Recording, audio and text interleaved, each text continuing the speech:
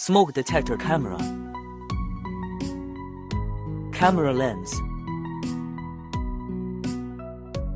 Smoke detector base. Sticker for pixel camera base. Power adapter. Spare parts. Manual. How to connect the camera.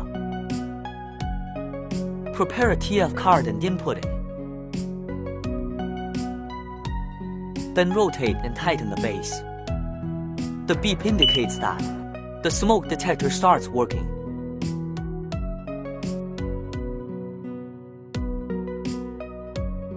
Input the power cord. Add the camera on your phone. Click on Scan Code for connection. Pick up the camera and scan the code.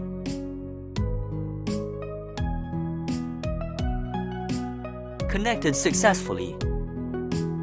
Set monitoring location.